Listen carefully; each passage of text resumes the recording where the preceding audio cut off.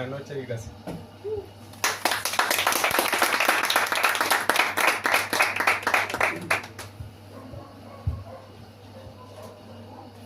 Bueno, muchas gracias Rodrigo, gracias a todos por estar acá. Un gusto compartir con ustedes. Muchas gracias Radek por estar acá también, un placer.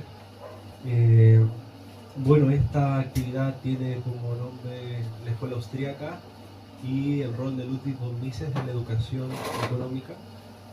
En ese contexto habría que comenzar explicando, bueno, esto va a ser un conversatorio, vamos a intercambiar ideas entre los dos y entonces comenzar con el contexto en el cual emerge la Escuela Austríaca de Economía.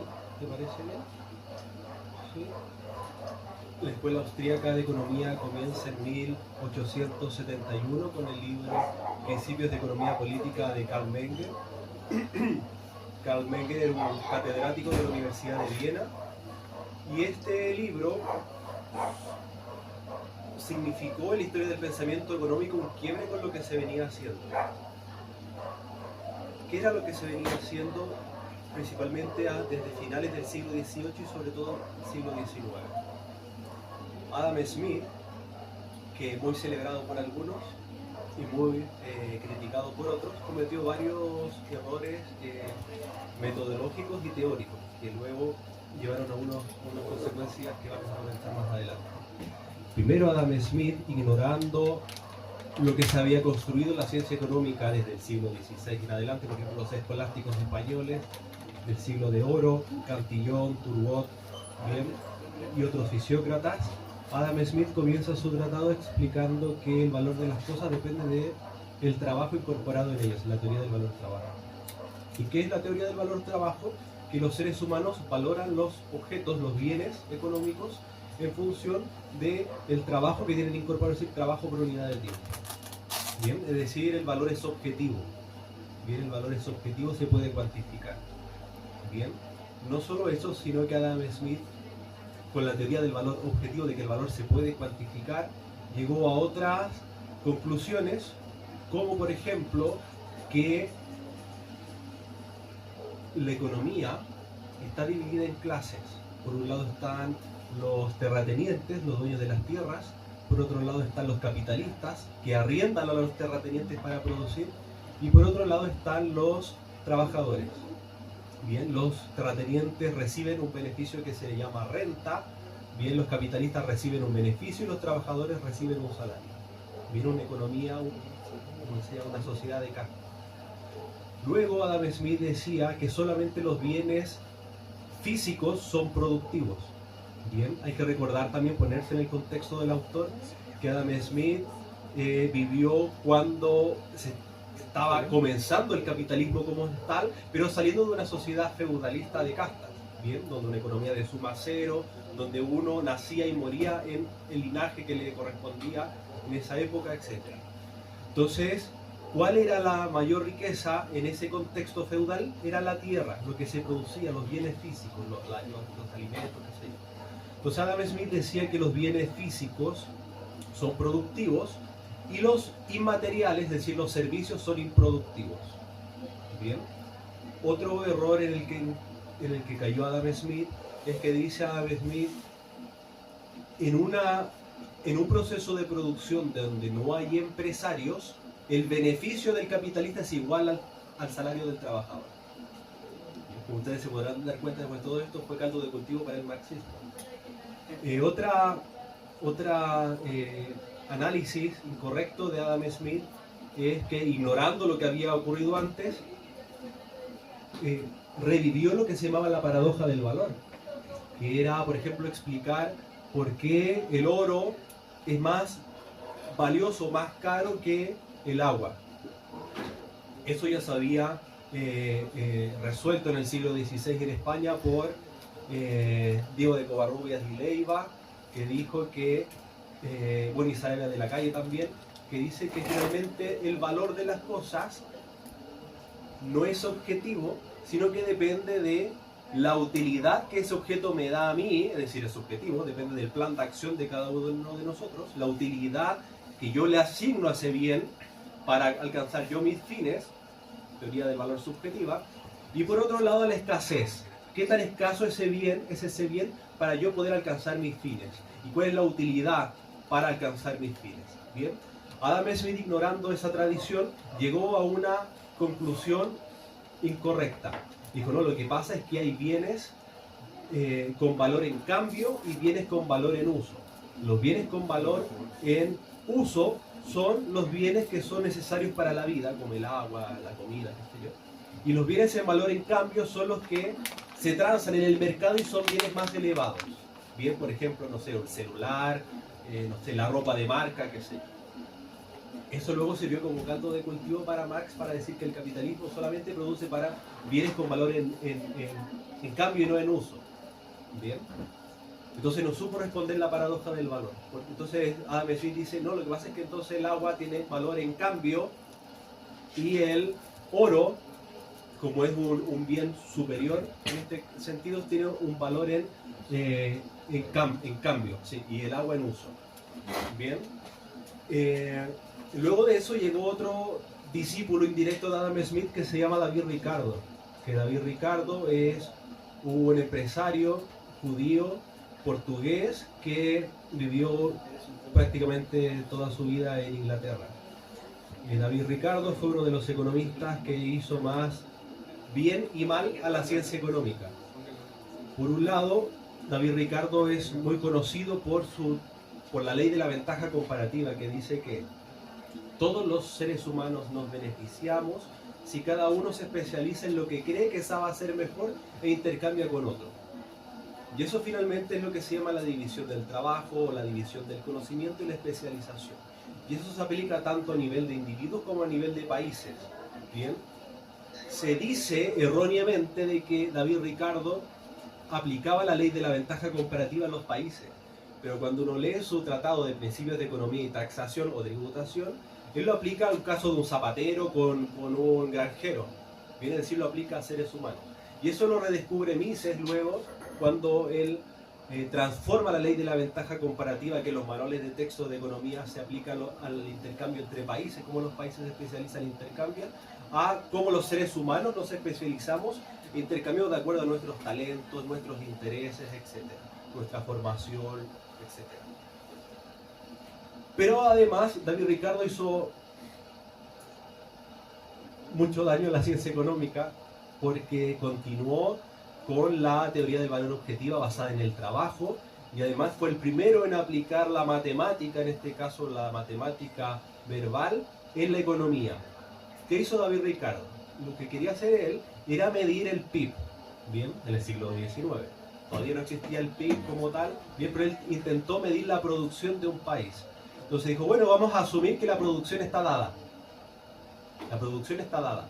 Y esa producción que está dada es igual a la renta de los terratenientes, más, que vamos a asumir que está dada, más, no, la renta no estaba dada. De vuelta, la producción está dada y eso es igual a la renta de los terratenientes, que esa cambia, puede subir o bajar, más el salario de los trabajadores que está dado, más el beneficio del capitalista que está dado. Bien, entonces, a partir de eso, David Ricardo llega a la siguiente conclusión. Que si el terrateniente aumenta su renta, es a costa de nosotros, porque el resultado está dado. Entonces es una economía de suma cero, donde si uno gana, el otro pierde. Bien. Y eso, caldo de cultivo para Marx, la teoría de la explotación y la lucha de clase. Bien. Además, David Ricardo propuso en ese libro también principios de política económica y tributación, la ley de los rendimientos decrecientes. David Ricardo dice, cuando nos organizamos en sociedad, bueno, a todo esto David Ricardo dijimos que era empresario y él era terrateniente. Bien.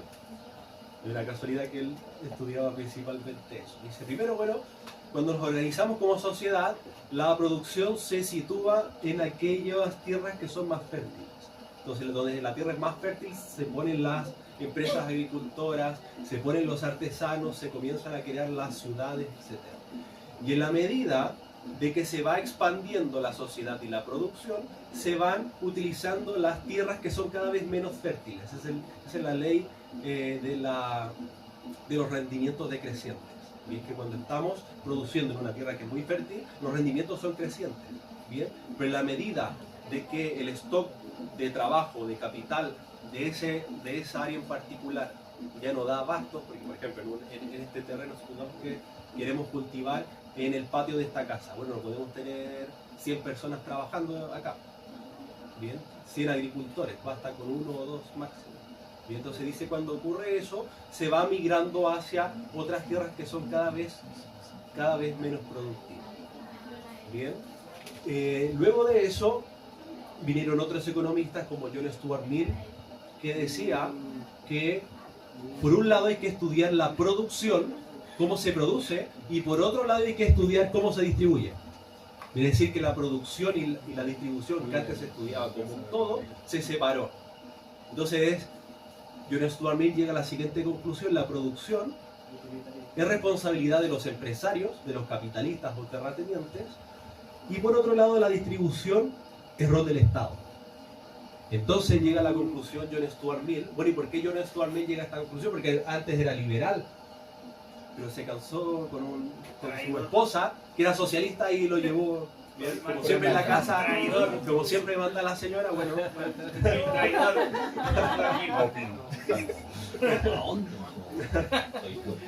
Entonces dijo, bueno, entonces el Estado puede regular y controlar la distribución de los bienes de la sociedad, y eso te abrió la puerta a Marx. Que Marx, cuando escribió su...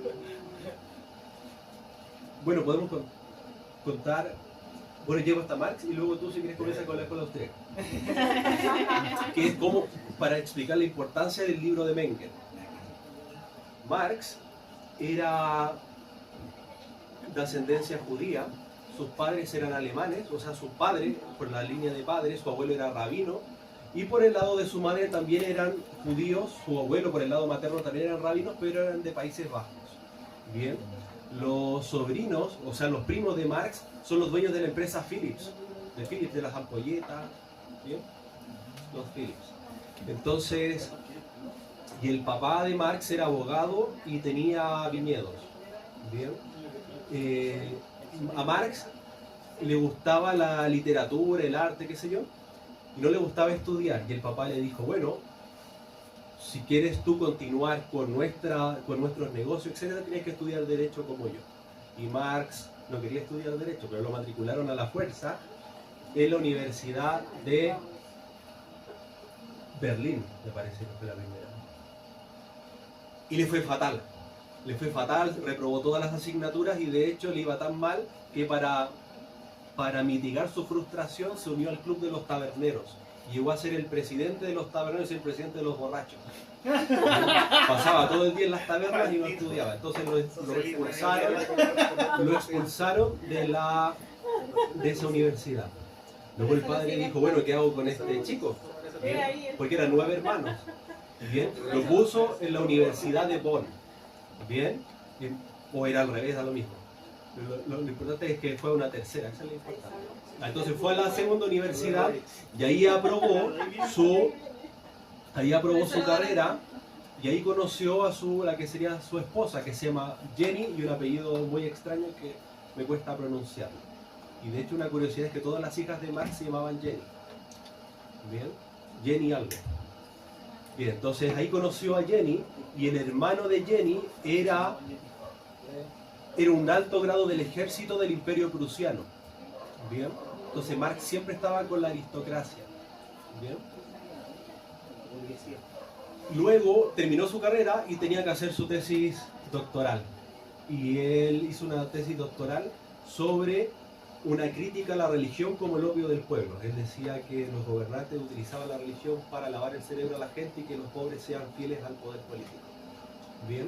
Obviamente en esa universidad donde él estaba, que estaba controlado por el Imperio Prusiano, no le permitieron presentar su tesis y lo expulsaron. Y el papá dijo, bueno, ¿qué hago con este sujeto? Entonces lo matriculó en la Universidad de Jena, que era una universidad más liberal, y ahí pudo presentar su tesis en 1843. Se casó luego con la mujer, con Jenny, y trabajó un año como periodista en la en Colonia, en una revista que se llamaba La Gaceta Renana. En esta revista conoció a los socialistas, a los socialistas utópicos, que él llamaba, que despreciaba, y a los anarquistas, bien, liderados por Bukharin, que era el ruso que estaba en Europa. Bien, y en esa época, en 1843, Marx comienza a leer a Adam Smith y a David Ricardo, por eso los nombré antes. Bien, y en una de las reuniones llegó un señor que se llama Friedrich Engels. ¿Quién era Friedrich Engels? Era un hijo de un gran empresario textil que tenía su sede general, me parece, en Manchester, y tenía varias sucursales en Europa continental. Engels tenía la misma historia de Marx, de que venía de una familia aristocrática, bien, de muy buena posición económica, pero a él no le gustaba esa vida tanto. Entonces Engels por el día jugaba polo, dice en su biografía, y por la noche se iba a las tabernas a hablar con los comunistas, socialistas y anarquistas. Y no solo eso, sino que los financiaba. Entonces cuando el papá tenía un viaje de negocio, no sé, a Berlín, Engels decía, no, yo voy por ti, no te preocupes. Y así Engels iba a juntarse con esta gente de manera clandestina. Y escribía con seudónimos en estas revistas, que eran reaccionarias, que su objetivo era eliminar o desmontar los imperios y las monarquías en esa época. Bien, entonces la Gaceta Renana conoce a Engels, pero no se hicieron amigos, bien, porque Marx todavía no sabía mucho, recién estaba estudiando, vale. Cuando el Imperio Prusiano se dio cuenta de que Marx estaba y toda esa gente estaba conspirando contra él, los exiliaron a todos. ¿Y dónde se fueron? A París. En París trabajaron en lo que se llamaban los Anales Franco-Alemanes, que era otra revista reaccionaria, donde también estaban socialistas, comunistas y anarquistas. Y en esa época, eso fue en 1844, es decir, Marx trabajó un año en Colonia y otro año en París. Ahí, luego de que Marx estudió a Adam Smith, a David Ricardo y leyó más a los socialistas utópicos que despreciaba, porque él desde su tesis doctoral, él decía que el problema de esta gente era que te planteaba un mundo ideal, pero no te explicaba cómo llegar a él. Por eso dice que son socialistas utópicos. Bien. Y luego leyó un libro que se llama La situación de los trabajadores en Inglaterra, que escribió Engels, y ahí le hizo la conexión. De hecho, toda la teoría marxista, además de estar en Adam Smith y David Ricardo, ya estaba en Engels. Bien. Lo que hizo Marx fue juntarlo. Bien, entonces en ese libro de Engels ya estaba la teoría del valor-trabajo, ya estaba la teoría de la explotación, ya estaba la división de la sociedad en clases, etc. Bien, entonces cuando Engels vuelve con este viaje de negocios a París en este caso y se junta con Marx, y ahí se vuelven los mejores amigos de la vida.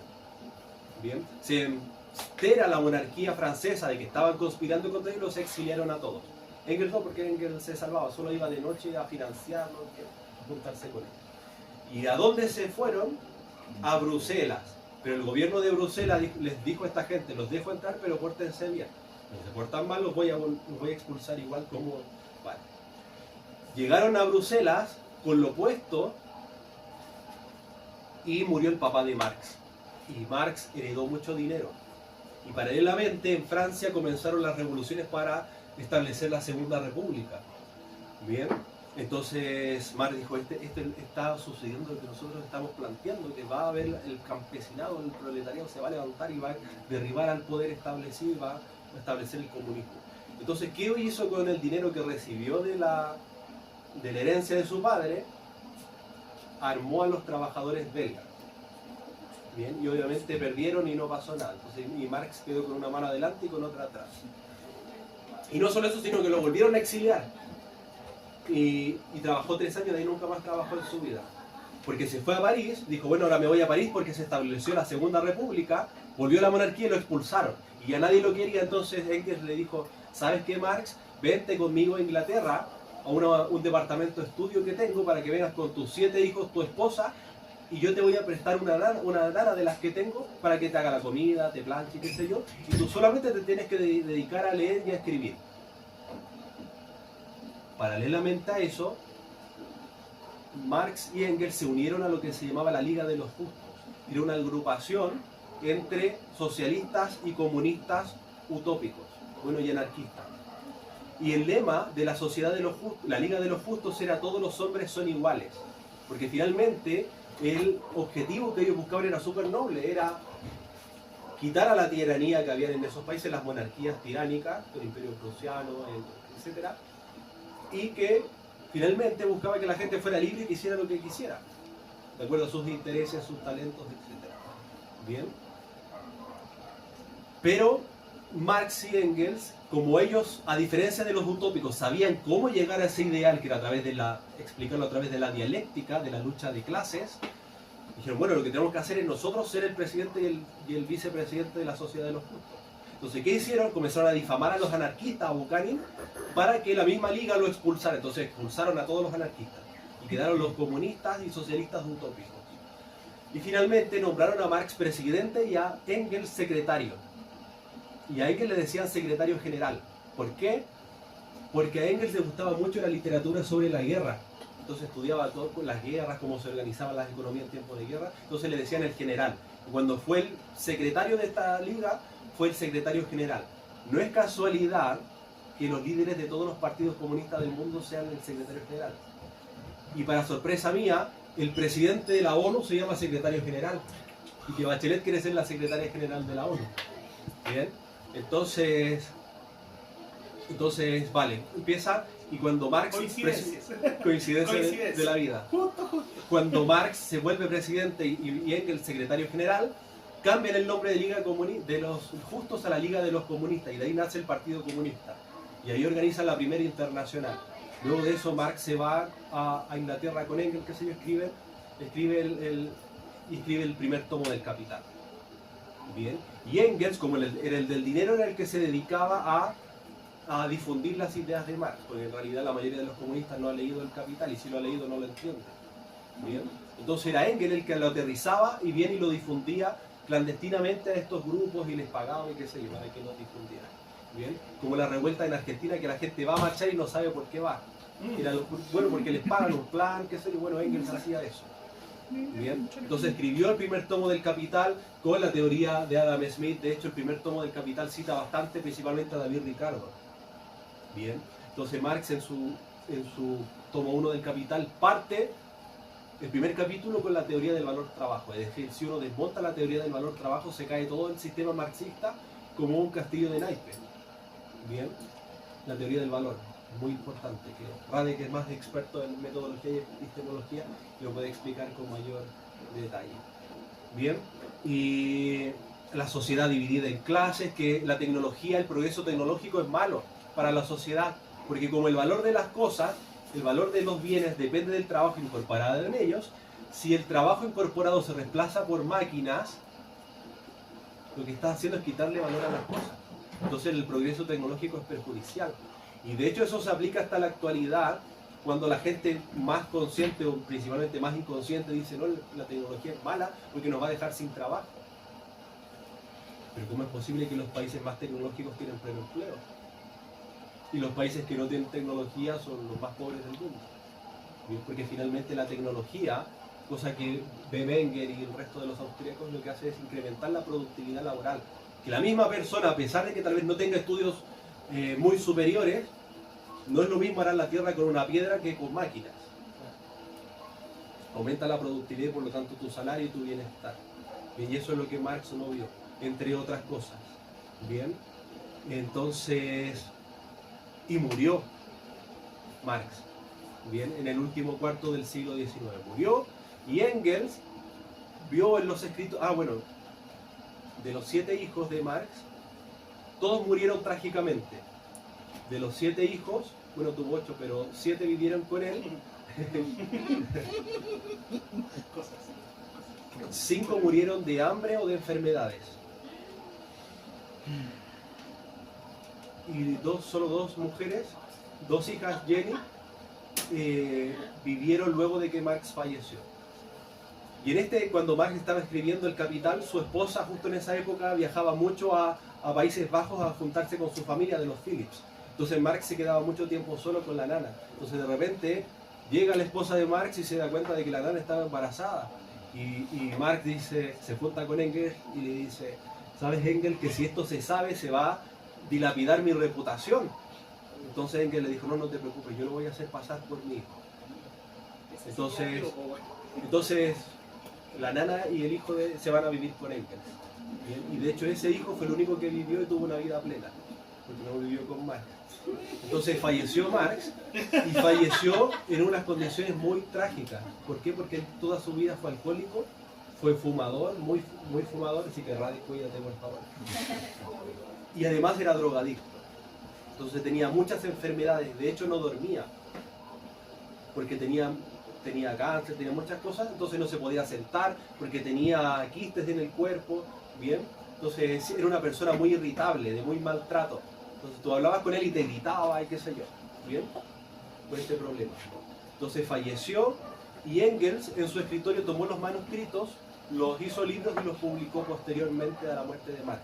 Entonces no se sabe qué tanto de eso es de Marx y qué tanto es de Engels. De hecho, si uno lee el tomo 3 del Capital, se contradice con el 1. ¿Bien? Y Engels luego fue la cara visible del comunismo a nivel mundial. Por eso el secretario general se volvió la cabeza del movimiento comunista. Y por eso actualmente el secretario general es el presidente, qué sé yo, de los partidos comunistas del mundo. Y en ese contexto, un profesor de la Universidad de Viena que se llama Karl Menger publicó su tratado de Principios de Economía Política en 1871. Muchas gracias, Víctor.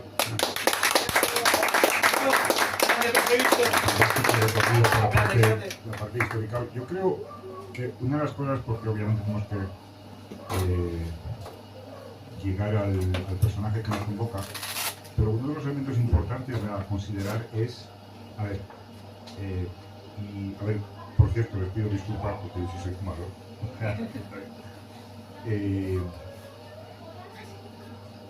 No quiero personajes como vamos a justificar un poco, pero todos aquellos personajes, o sea, todos los economistas que han existido, desde el primero que era Hesiodo, lo que se conoce por lo menos en el mundo occidental, bueno, en la cultura griega, y luego los siguientes, toda la escuela de Salamanca, etc., incluido Marx, incluido Ricardo, incluido Adam Smith, ellos observaban ciertos problemas que existían. La cuestión es, lo que importaba era entenderlos y saber y poder explicarlo. Y aquí tenemos ya dos cosas que lo damos por sentado, pero no es tan obvio. Primero, ¿qué significa entender? Y segundo, ¿qué significa explicar? Y les doy un ejemplo. Cuando vamos al médico, asumimos que el médico sabe diagnosticarnos correctamente y sabe dar la solución. Pensad qué pasaría si nos dice algo, pero no sabe diagnosticarlo. Como nosotros somos legos y no tenemos ni idea, y dices, no, es que lo que pasa, tienes tal cosa, será. Entonces, lo que significa entender, lo que significa explicar, no es una cosa obvia. Y el problema es justamente cuando, y ese fue el fallo que Víctor estudió tan bien en Marx, en no haber comprendido lo que es el concepto de valor. ¿Vale? Que ojo, muchas veces, de las cosas que usamos muchísimo es, hablamos muchísimo del valor. Entendemos a qué nos estamos refiriendo, el valor. Porque la forma más sencilla hoy en día es saltar ese valor igual al precio. Podemos medir el valor con el precio. Y ese era el problema grande, de no comprender los conceptos, de dónde viene eso. Algo que, entre otras cosas, por negar o por rechazar toda la escolástica, todo el pensamiento del siglo XV y XVI de España, entre otras cosas, pues porque era el pensamiento que se desarrolló en torno a universidades que estaban vinculadas muy cercanamente a la Iglesia. Pensar que la Escuela de Salamanca, los mayores pensadores como Martín de Azpilicueta, Diego de Covarrubias, Francisco de Vitoria, eran clérigos, frailes. Es curioso, porque ellos estaban preocupados porque las almas llegasen al cielo. Pero dice, pero mientras llegan al cielo, pues tienen bastantes años de vivir aquí. A ver, ¿cómo entendemos esto? O sea, una opción sería, tiremos de las normas, pero ellos efectivamente emprendieron un debate intelectual muy importante para entender de qué se trataba. Y descubrieron muchas cosas, por ejemplo, se dieron cuenta que en el sur de España los productos eran mucho más caros que en el norte, o en Flandes, el centro financiero del mundo en aquel entonces, por lo menos el mundo occidental, era Flandes. ¿Cómo es posible que eso ocurra? Bueno, al puerto de Cádiz llegaron los barcos con el oro de las Américas. Y dijeron, bueno, cuando hay más oro, este pierde valor. Entonces empezaron a descubrir este tipo de realidades. Pero ese era el punto, de que comprendamos de hecho de qué estamos hablando. Y yo creo que ese fue como el gran esfuerzo, porque por el lado de la oferta, lo que llamaríamos hoy, por el lado de la producción, se había estudiado mucho. Pero era muy sencillo calcular la cosecha, los datos existían. El lado de lo que llamamos hoy en día demanda era muy desconocido. ¿Cómo lo puede explicar? Bueno, de repente alguien compra una cosa, compra otra cosa. Puedo ver cómo circula. De hecho, nosotros estamos muy acostumbrados, algunos que habéis estudiado economía, es el flujo circular de la renta. Nos explica perfectamente. Mira, tres elementos, se pasa aquí. Bueno, y por ejemplo, ¿y dónde se crea la riqueza? No, es que no se crea, se va trasladando de un lado a otro. No hay creación de riqueza, no hay tiempo, es como...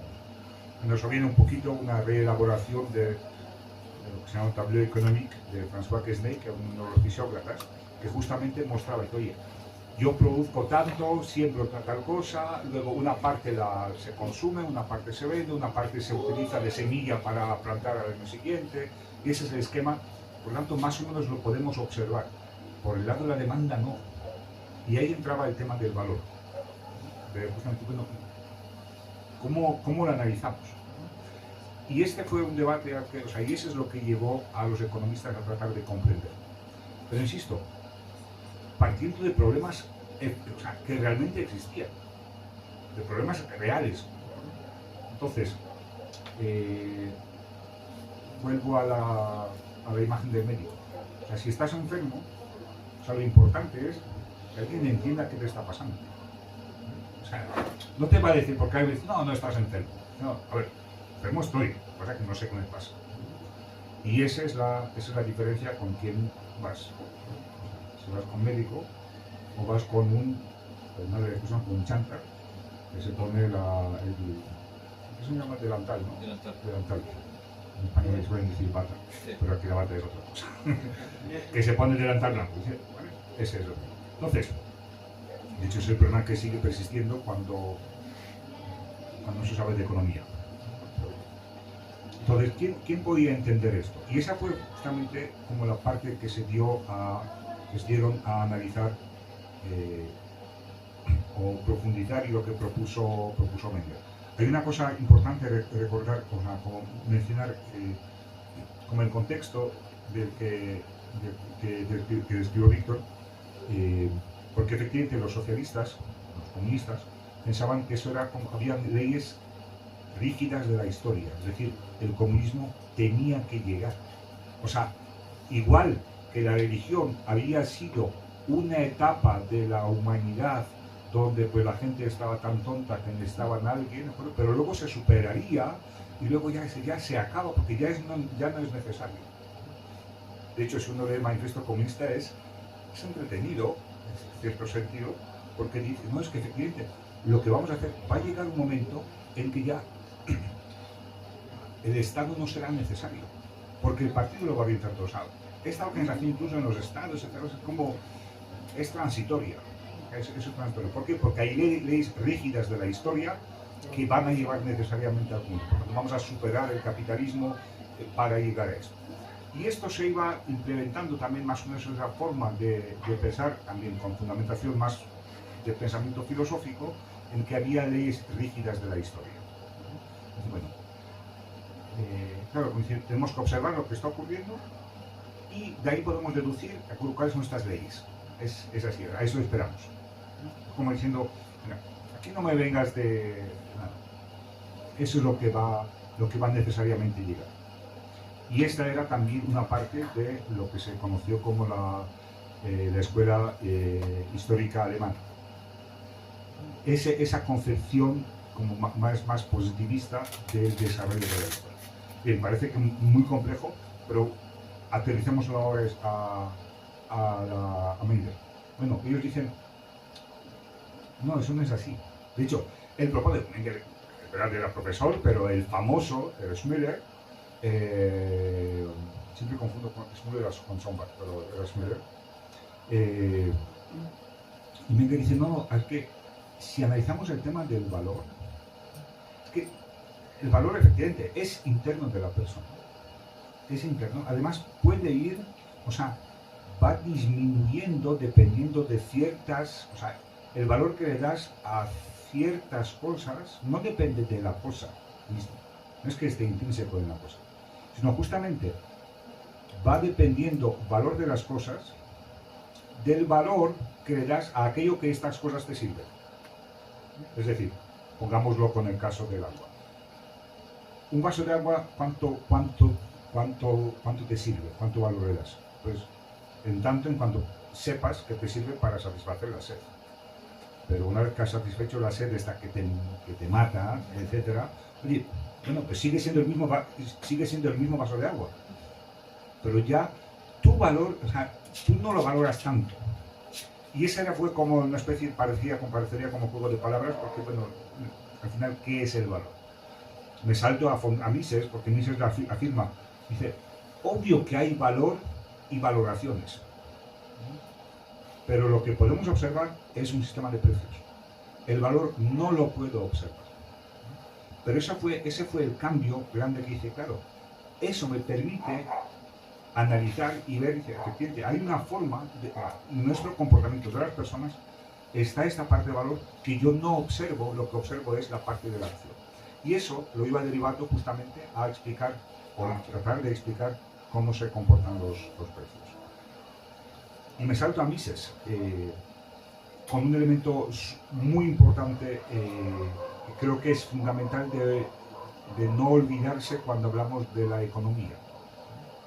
Mises, tomando esto de Mengele, y luego el siguiente importante era Eugen von Buchbinder, que escribió mucho sobre el tema del capital, de alguna forma también respondiendo a aquellas ideas que se dieron cuenta que de la parte de la explicación teórica que daban los marxistas, los comunistas, era errónea. O sea, no se trata de decir, ¿quién es más importante? No, a ver, ¿es este el diagnóstico adecuado? Volvamos al médico. Dice, oiga, es que dice el médico, no, es que este es ese es el problema que tiene. Bien, ¿usted cómo llegó a esto? No, me tinca que ese es lo que tiene. Que ese es el problema que muchas veces ocurre. Bueno, ¿qué es lo que necesitamos saber? O sea, ¿qué es lo que de hecho estamos estudiando? Y von Mises muy tajantemente, le estoy dando un salto grande, porque es un libro que se publica en el 40, podríamos hablar un poquito más de la historia misma de von Mises, que también partía de problemas reales. Von Mises fue presidente de la Cámara de Comercio en Austria, en el Imperio Austrohúngaro, se enfrentaba con problemas reales constantemente. Decía, la explicación que ellos dan no me satisface. O sea, ¿qué es lo que de hecho estamos estudiando? ¿Cuál es la causa de todo lo que ocurre que llamamos lo económico? ¿Cuál es la causa de las diferencias de precios? O sea, ¿qué es lo primero que estamos estudiando? Y aquí una afirmación puede parecer muy fuerte, pero es que es así. No hay nada económico. No hay nada económico si no hay una sola cosa, o condición, persona humana. Sin las personas, cuando aquí en la Tierra habitaban dinosaurios, regían las mismas leyes de biología, de química, de física, de todas las ciencias naturales que hoy en día estudiamos. Obviamente no había nadie que los estudiase, que las entendiese, pero regían. Bueno, sin los humanos no hay nada económico. No hay. ¿Okay? Ustedes piensan y dicen, no, porque ese es un ladrón, o ese es buena gente, lo que sea, da igual. Pero no hay nada que la economía podría estudiar. Entonces es como dicen, bueno, partamos de la base. Esa es la parte importante. Si os dais cuenta, conectamos aquí perfectamente lo que Víctor había contado de la historia, ¿de acuerdo? Del desarrollo del pensamiento económico, que efectivamente partía de problemas concretos y trataba de darle una explicación. Lo que pasa es que muchas veces la explicación era errónea. Si yo quiero explicar una cosa, no sé, si estoy construyendo una casa y imaginar que hago de maestro y viene alguien que me va a ayudar y le digo, mira, vamos a poner esto y vamos a poner unos pedazos así muy delgaditos porque son más bonitos, se ven, etcétera. Vamos a poner unos tubos de vidrio, vamos a tirar una cinta LED, etcétera, y van a decir, oye, pues que no, eso no aguanta. Da igual por muy bueno que pueda ser convenciéndolo. O funciona en física las cosas, o funciona o no funciona. Punto. Bien. Cuando hacemos el diagnóstico en economía, podemos convencer a alguien de que eso es así y no se va a dar cuenta. Y es lo que ha pasado, no se va a dar cuenta que la explicación es errónea. Y es lo que ha pasado justamente con la teoría de valor-trabajo. No, las cosas no son así. No es así. Es decir, partes de una forma de explicar el problema que es errónea. No es así. Y ese es el aporte de Menger, que surge también con Diegos y con Valras más o menos al mismo tiempo, pero con un toque especial. Ellos dijeron, claro, como esos son cambios, parece algo parecido como en la física mecánica. Y dice, y a la física mecánica podemos describir con matemáticas, no quiero entrar en esto porque vamos a describirlo con matemáticas. Pero el punto de quiebre era este, dice, oye, el valor es el que es. Esa es la parte. No entendemos muchas veces lo que es el valor. Y nos llenamos la boca de hablar, y muchos economistas se llenan la boca hablando del valor y la valoración, no sé cuánto. Este fue como el punto, y es ahí donde von Mises entra muy fuertemente en uno de sus aportes. Dice, a ver, lo que estudiamos, el objeto de nuestro estudio, tiene que ver con la acción humana. A ver, un billete de 10 lucas, primero alguien tiene que tenerlo, ¿vale? Pero no sirve, a ver, es un papelito. ¿Vale? ¿Por qué? Porque te fías de él, sabes que alguien te va a ofrecer algo a cambio. Todo depende en esto, si ese es el núcleo, todo depende de la acción de las personas. Y eso es como bueno para quebrarse la cabeza un poquito. Que todo lo que estudiamos es eso. No estoy estudiando precios, porque los precios son resultado de algo. Y voy al fondo. Pero eso tiene que ver justamente con la acción de las personas. Producir algo, ofrecer algo, querer algo, es siempre acción de las personas. No hay como una cosa, no es que los precios se van a mover de esta forma, así lo podemos dibujar. Todo tiene que ver con parte de la acción de las personas. Pensad, sabéis que la economía, ¿de dónde viene la palabra? A ver, ¿cómo se llama? Antes se llamaba el yogur griego, ahora ¿sabéis cómo se llama? Se puede hacer publicidad, bueno, no es publicidad. Oikos, voy a llamar, oikos. Bueno, oikos significa casa. Hay unos anuncios de nombre fantásticos justamente cuando le pusieron el nombre de oikos. Economía viene de oikos, que es la casa, nomos, que es como la ciencia, el conocimiento, será como la ciencia de la administración de la casa. Viene de ahí.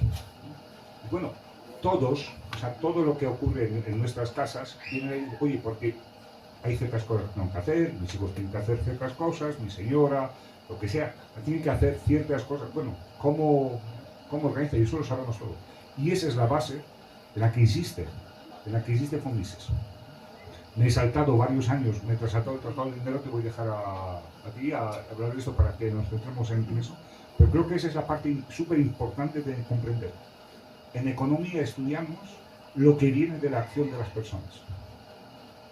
Los precios no se mueven, los mercados no se mueven, como se pueden mover unas piedras, como se pueden mover las corrientes marinas, etc. No. Quien se mueve, quien actúa, son las personas. Y como resultado tenemos ciertas cosas. Y es importante saberlo porque entonces lo que estoy estudiando y lo que trato de medir es resultado de lo que han dicho las personas. ¿Vale? Y esa es la parte importante de decir, bueno, ¿qué puedo saber de eso? Pero antes de que Mises llegue a la acción humana, que es su libro creo que más importante, hay cosas anteriores, sobre todo en teoría monetaria, como resultado de la preocupación. Y dice, oye, ¿cómo lo entiendo? Hablar de la teoría del dinero. Grande.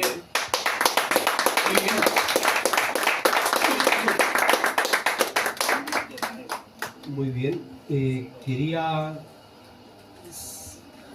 hacer algunos puntos sobre algunas cosas que dijo Radek. Primero, el libro de Principios de Economía Política de Menger tiene tres principales contribuciones. La primera es explicar que el valor es la apreciación subjetiva que dan los individuos a sus fines. Menger dice que todos los individuos actúan por la finalidad, por alcanzar algún fin. Todas nuestras acciones, desde que nos levantamos hasta que nos acostamos, son para conseguir un fin, sea cual sea, satisfacer el hambre, lo que sea, ¿bien? El frío, lo que sea. Todas nuestras acciones humanas están dirigidas al concepto de finalidad, alcanzar un fin. Pero ustedes dirán, sí, pero cada uno de nosotros tiene infinitos fines, efectivamente. Pero de esos infinitos stock de fines que nosotros tenemos en nuestra mente,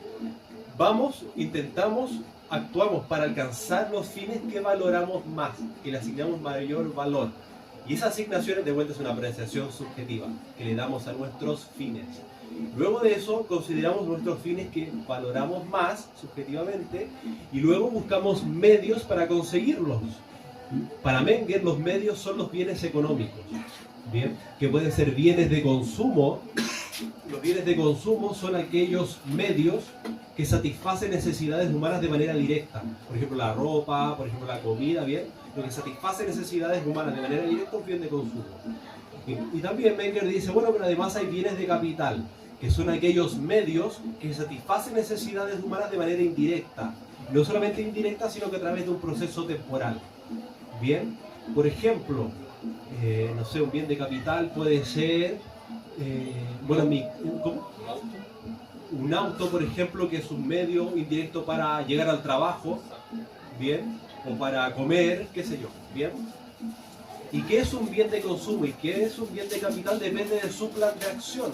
Porque, por ejemplo, un bien de capital puede ser a su vez un bien de consumo en otro contexto. Por ejemplo, el celular, si yo lo utilizo para jugar o para ver redes sociales, es un bien de consumo porque está haciendo una necesidad de manera directa. Pero si la utilizo para trabajar, es un bien de capital.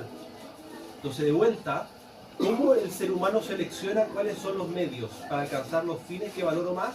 Por el concepto de utilidad. Y ahí viene el concepto de la teoría de la ley de la utilidad marginal. Que los seres humanos le asignamos utilidad a los bienes por unidad.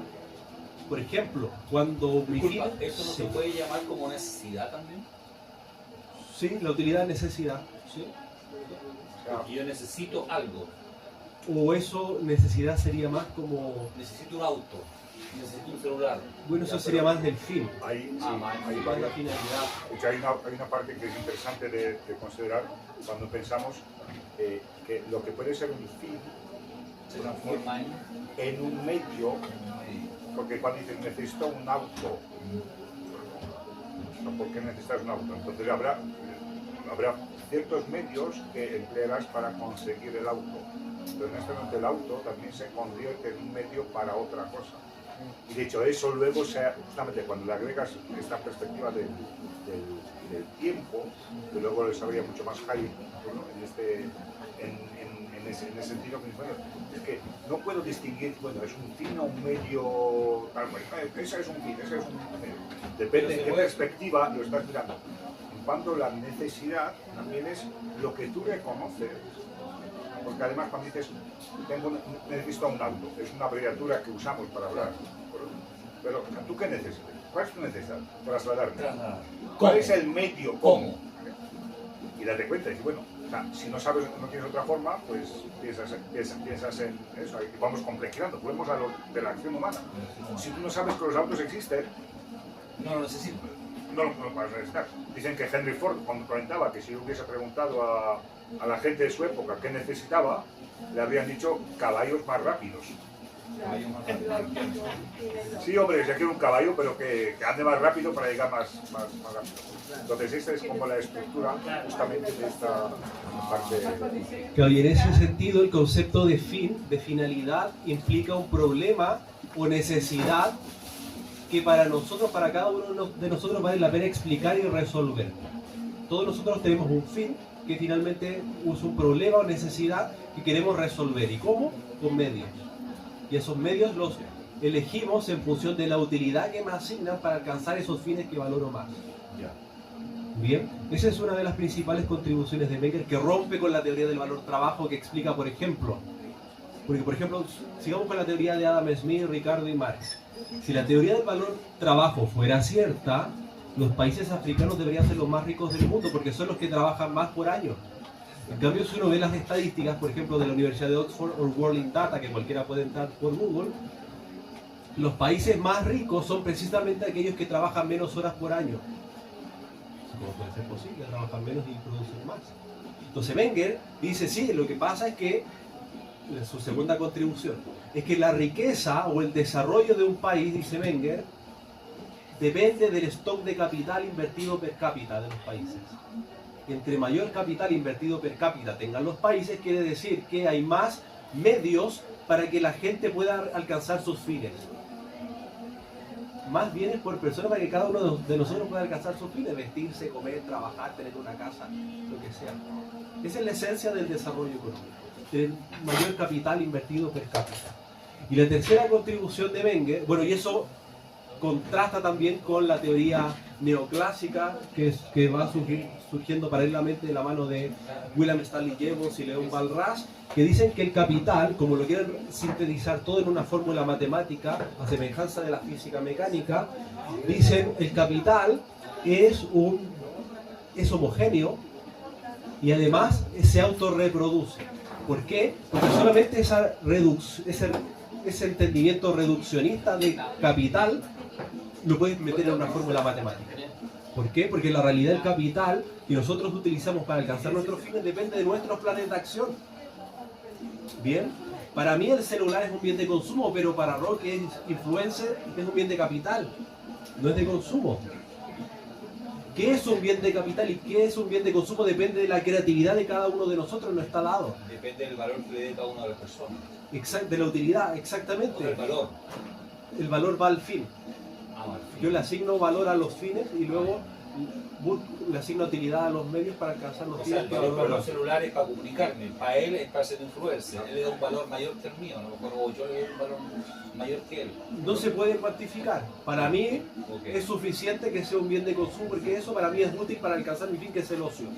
A lo que puedo, hablar de la utilidad, que es el concepto de una de las categorías que introduce Mises, también es la apreciación subjetiva de qué tanto sirve este medio para alcanzar el fin. Esos son los medios, eso es lo que es la utilidad. Luego se manipula, porque, o sea, es un concepto con el que hay que tener cuidado, porque por ejemplo cuando hablamos de la empresa, no las utilidades de la empresa, ¿a qué nos referimos? Las ganancias. Los neoclásicos, la función de utilidad que de hecho es la felicidad. Me dice, oye, espera, ya me metiste 4 goles y me he dado cuenta, ni me he recuperado, no he escuchado el vídeo del árbitro y ya me metiste 4 goles. La utilidad en sentido es esto, ¿no? Lo que yo creo, qué tan yo juzgo que esto es lo adecuado para alcanzar el fin. Este es lo que es la utilidad de los medios, la apreciación subjetiva de qué tanto si me sirve esto para... Ese es el... Entonces la primera gran aportación de Menger es la teoría subjetiva del valor, la segunda es los bienes de capital como el motor del desarrollo, el capital invertido per cápita, y tercero es analizar las instituciones como un proceso social evolutivo, es decir, todas las instituciones sociales como el dinero, como el mercado, como el lenguaje, como el derecho, incluso la moral, que se ha perdido en algunos sentidos, es un proceso evolutivo que tarda años, que es consecuencia no intencionada de acciones intencionadas. Nosotros actuando de determinada manera vamos generando normas pautadas de conducta que se van transmitiendo por generaciones y se van plasmando en instituciones sociales, como el tema del lenguaje, qué sé yo. Bien, por ejemplo, en la antigüedad en Chile había muchas tribus indígenas que cada una tenía su propio dialecto. Actualmente nadie habla esos dialectos. Bien, a no ser que te interese el tema. Bien, en España uno va a España y los gallegos, bueno, en Galicia hablan gallego, en Cataluña catalán, en Valencia el valenciano, los andaluces, bueno, el andaluz, que nadie entiende. Bien, el euskera, bueno, nosotros hablamos como los andaluces, como el euskera en País Vasco, qué sé yo, pero para entenderme con un español no necesito aprender euskera ni catalán, ni siquiera español, basta que hable inglés. Entonces, como proceso social evolutivo, se ha impuesto de manera no intencional, incluso en China. Uno va a China y uno puede comunicarse en inglés con los chinos o en cualquier parte del mundo. Bien. El mercado nadie lo creó. El mercado son intercambios de derechos de propiedad. Cuando nosotros intercambiamos derechos de propiedad, yo te paso algo tuyo y tú me pasas algo mío, se genera un mercado. Esa es la definición. Intercambio de derechos de propiedad. Bien. ¿Cuáles son las disposiciones del mercado? ¿Qué se va a ofrecer en el mercado? ¿Qué se va a demandar? No está dado. Las consecuencias de nuestros intercambios de derechos de propiedad va a generar eso. Y es un proceso. Porque si hoy se transan determinados bienes a determinados precios, cantidad, etc., eso no me asegura nada para mañana. Puedo tener una idea, puedo proyectar, puedo utilizar la econometría, puedo ver las estadísticas, qué sé yo, pero eso no me asegura el éxito. De lo contrario, bastaría contratar a un econometrista para que me proyecte las variables. Y hace falta ahora con la inteligencia artificial. Claro, con la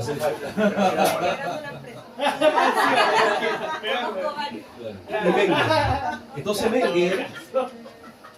Menger, que además era tutor del archiduque, que fue, no sé si fue el que murió y comenzó la Primera Guerra Mundial, me parece que fue él. Menger fue el mentor del archiduque del Imperio Austrohúngaro, que luego fue el que asesinaron y comenzó la Primera Guerra Mundial. Bueno, entonces Menger tuvo muchos discípulos, bien, y tuvo además un debate que se llama el método de Streit, como dijo Rade, con los historicistas alemanes, que era una escuela. Bueno, actualmente la ciencia, el core de la ciencia económica donde fluye a todo el mundo es de Estados Unidos. En el principio del siglo XX y finales del siglo XIX era Inglaterra. Bien, pero en Europa continental era Alemania. Bien, Alemania era como el apogeo donde salían los máximos intelectuales, qué sé yo, y sus ideas se copiaban en otros países. Entonces en economía, lo que estaba de moda en esa época, en el siglo XIX, finalmente no era Adam Smith, no era David Ricardo, no era Marx, no era John Stuart Mill, eran los historicistas alemanes. ¿Y qué decía esta gente? Decía, nosotros no podemos crear teorías económicas que sean inmutables. Es decir, no podemos crear una ciencia económica a partir de la acción humana, bien, que funcione para todas las acciones humanas independientemente del tiempo y lugar.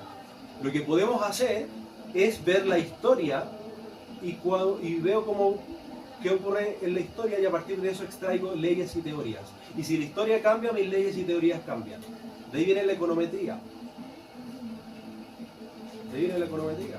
Toda la economía matemática. Que de la historia extraigo leyes y teorías.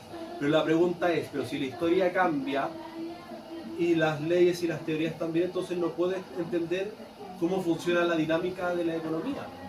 Porque basta que cambie, que encuentre un contrafactual o que la historia cambie y me desmonta todo mi análisis. Bien. Entonces, por ejemplo, los econometristas, por ejemplo, cuando tuvimos el debate bien, uno de los expositores contrarios, lo único que habló fue de historia.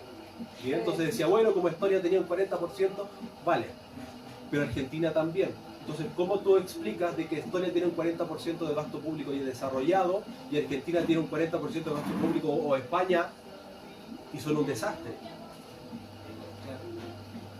O, por ejemplo, decía, para crecer, lo que hay que hacer es que gastar más. Entonces, si nosotros vemos las estadísticas, los países que más gastan o más deuda tienen per cápita o en total, son los que más crecen. Vale, pero como no tienes una teoría económica para entender cómo funciona la economía, solamente estás describiendo la historia, historicismo alemán, lo mismo, basta que encuentre un contraejemplo y se cae el castillo de naipes. Por ejemplo, en la década de los 90 Chile no cambió su gasto público, fue lo mismo, fue plano. y creció como nunca antes, un 7% promedio anual. Estados Unidos, bueno, y cayó la deuda total y per cápita, y en Estados Unidos también. Entonces, de vuelta, ¿cuál fue la crítica que le hizo Karl Menger a los historicistas? Es que para entender la historia necesitas una teoría previa, y la teoría previa solamente la puedes construir a partir de entender cómo funciona la acción humana, cómo los individuos interactúan entre sí. Y esas teorías y leyes económicas que surgen de estudiar la dinámica de la acción humana te permite, son como los anteojos que te permiten interpretar la historia y te permite ir un paso más allá. ¿Por qué Estonia gasta un 40% del PIB versus Argentina o España? Y Estonia pasó a ser en los 90 de un país más pobre que el promedio. Hasta 1998 Estonia era más pobre que el promedio de América Latina. En 1994 era más pobre que Chile. Bien, y actualmente tiene un PIB superior a Portugal y a Grecia, que son los países desarrollados más pobres. Bien. Primero, tienen el 99% del Estado digitalizado y automatizado, por lo tanto tienen mucho dinero disponible para gastar. Por ejemplo, tienen la mejor educación escolar del mundo. Bien. Gastan mucho en que en los colegios, por ejemplo los colegios primarios, se enseñe robótica, se enseñe informática. Estamos hablando de Argentina. De Estonia. De Estonia. ¿Qué fue lo que hizo? Invertir mucho en la educación. Invertir en la infraestructura para facilitar que las personas puedan emprender, que sean empresarios, ¿bien? Entonces, Estonia es el país que tiene más unicornios per cápita de toda Europa. Con la educación, destinando recursos a la educación, bien a la conectividad, etc. Bien. En cambio, Chile gasta más como porcentaje del PIB en educación a un estudiante de un colegio público hoy le enseñan lo mismo que me enseñaron a mí en los 90. Es decir, 12 años estudiando inglés con un profe que no sabe inglés, un profe de lenguaje que no sabe hablar, un profe de matemática que no sabe resolver una operación básica. Sí. Pregunta, ¿cómo se llamaba el presidente de Estonia que como que levantó ese proyecto? Mart Laar. ¿Tú consideras, Víctor, que ese presidente fue como para esa época un Bukele pero tecnológico para como para Europa, por lo que tú planteas? Como una persona revolucionaria que generó que sacar de un país, digamos, por ejemplo, porque en El Salvador sabemos que económicamente no sabía... Bueno, Bukele en economía es un desastre. Pero me refiero a temas de seguridad, o sea, no me refiero a lo económico, me refiero a temas de seguridad, o sea, Bukele es reconocido en cierta medida, uno cuestiona no, él cambió la seguridad en su país. Generó condiciones de seguridad. ¿Podríamos decir que el presidente de Estonia en lo económico fue como un perfil así, digamos? Mart Laar era un joven de 36 años que solamente sabía que no quería saber nada con el Estado. Y que la gente estaba tan aburrida del socialismo que no querían saber nada del Estado. Y como era más joven, era más tecnológico y qué sé yo. Dijo, pero bueno, yo no sé nada de economía, no sé nada de política, entonces voy a asesorarme por el Adam Smith Institute, bien por varias instituciones, el Atlas, qué sé yo, Economics Affairs, bien con varias instituciones internacionales liberales o libertarias, y crearon un programa de gobierno que implicó, por ejemplo, crear una constitución que consagre el respeto irrestricto al derecho de propiedad privada, bien, que instaure un flat tax, un impuesto plano, bien para todos. Entonces, si yo tengo una empresa, bueno, como en Chile antes cuando existía el FUN, más en el sentido de que si yo tengo una empresa y tengo beneficios y esos beneficios los reinvierto en la empresa, el impuesto corporativo es cero. ¿Bien? Y además el impuesto es plano, toda la gente paga lo mismo de impuesto corporativo, de impuesto de la renta y qué sé yo, 20% plano. ¿Bien? Entonces crear un ecosistema institucional que facilite el emprendimiento y que facilite el ahorro. Sobre esto, respondiendo a esto, yo creo que hay una cosa, yo creo que habría que analizar también un elemento más que puede ser que en países donde los regímenes políticos son mucho más presidencialistas cuesta entender un poco, ¿de acuerdo? Pero no es una persona que transforma el país, no es un visionario que llega a la presidencia y transforma el país. Estonia, después de recuperar la independencia después de toda la parte de la Unión Soviética, pues, un país que existía con una historia, con una cultura muy grande, ocupado por o ya anexado a la Unión Soviética, cuando recupera la independencia, que tiene que marcar, tiene que hacer todo el camino económico, pero tiene un background, un sustrato cultural que no lograron destruir. Entonces no es la figura de una persona, sino muchas personas. Por eso son varias cosas, no es como que, bueno, llevemos a un visionario a este puesto de mando. No, aquí no funciona. Yo, agregando esto, lo que justamente decía Víctor ahora, que este debate, voy a volver a la parte de la económica, o sea, la pregunta era, ¿se puede hacer una ciencia de que cada uno hace lo que le dé la gana y eso va a ser científico? O sea, ese era el problema. Y claro, como la ciencia, como la física tenía mucho prestigio, matemáticas tienen mucho prestigio, etcétera, dice, bueno, pues tenemos que ser como ellos. Para tener prestigio, para que nos llamen que somos una ciencia, una auténtica ciencia, tenemos que ser esto. Entonces, el valor, bueno, pongámosle un número. Vamos a empezar a hacer como cálculos con el valor. Y es tan ridículo que es como, voy a tratar de poner un ejemplo como muy aterrizado. Algunos de vosotros tenéis hijos. Es como si dijeras, mira, he educado al mayor y al segundo lo voy a educar exactamente igual. O sea, puedes intentar hacerlo, pero a lo mejor le vas a destrozar la vida, porque no te has dado cuenta de quién es el siguiente. Eso es como si fuera lo que ponemos, la ciencia de educación es esto. No, las personas son distintas. Bien, ¿qué significa entonces? ¿Cómo se hace entonces la ciencia con esta realidad? Hay algo que está en la base y es pues precisamente esto, que la acción, nuestra acción, y eso viene ya desde mucho antes, esta parte, ¿no? Es lo que vamos a estar orientada siempre hacia un fin. Luego se utilizará el término de proyectiva. Hagas lo que hagas, lo haces porque, dice, no, es que lo has valorado más. De hecho, no. De hecho, tratando de conseguir algo, solamente muestras qué es lo que, vamos a llamar después, le has dado mayor valor. Va en esta línea. Pero esa es como la base. ¿Cómo se hace la acción? Bueno, porque toda la acción, y eso es brillante, toda la acción tiene estos elementos, y partamos de ahí, y es ahí donde se desarrolla justamente este análisis de que el capital no es homogéneo, el análisis de la valoración subjetiva, la teoría subjetiva del valor, y todos esos elementos van en esta línea, de ahí partimos. Se puede hacer la ciencia, y esa fue como la pelea justamente del, bueno, ¿cómo se hace que la economía sea una ciencia y no solamente una narración histórica de cosas? Porque pensar que podemos sacar cosas de que las leyes son así solamente por historia, eso es no comprender las cosas. Oye, pues las que han sido mamás por primera vez, dicen, mira, yo al primero lo eduqué de esta forma y me salió bien, al segundo lo voy a educar y voy a hacer exactamente lo mismo. Con los permisos, los mismos. Difícil. Es más, pregúntale a los que tienen 6, 7, 8, 10 hijos. Y son capaces de hacerlo. Pues iba en esta línea, ¿no? Pero bueno, eso era en base a esto del no concentres toda la decisión en una persona. Por tratar de hacerlo, de hecho, es no comprender que son procesos dinámicos, ¿no? Que justamente son los que van dando resultado luego a todo lo que llamamos economía.